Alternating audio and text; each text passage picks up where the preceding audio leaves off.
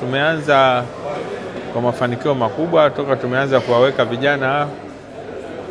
Tumekuwa tunafanya vizuri kwenye mashindano mbalimbali ya chini ya miaka 10, 12, 13 mpaka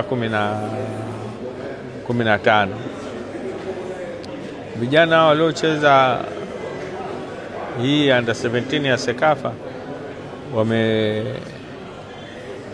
ni wale ambao walishinda, ni mjumuisho wa wale ambao walishinda kombe la miaka 15 Zanzibar mwaka 2024, lakini pia walioshinda mwaka jana 2025 Ghana.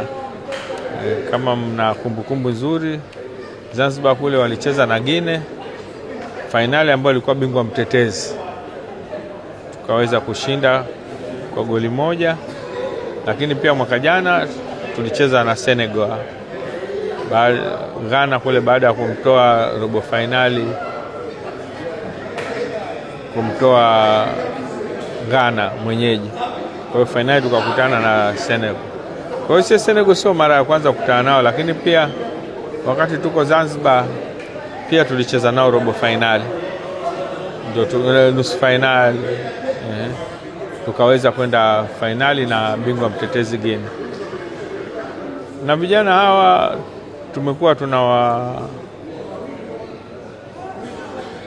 tunafanya scouting nchi nzima, lakini pia tunakwenda kwenye michezo ya UMISETA na UMITASHUMTA, ndio tunakuwapata na tunaweka Tanga kule.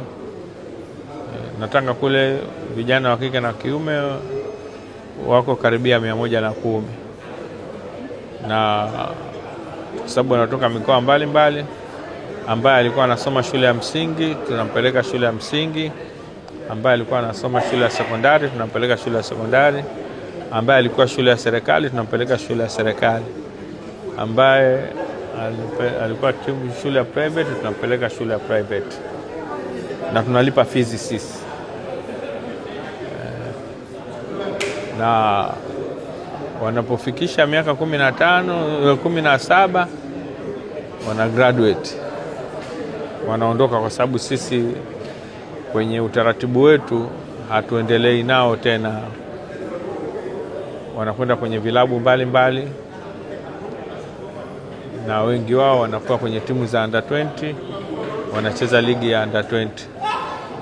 Na hawa vijana ambao bado wako kwenye umri na bado wanaendelea kuwepo kwenye kituo, wanacheza mashindano mbalimbali.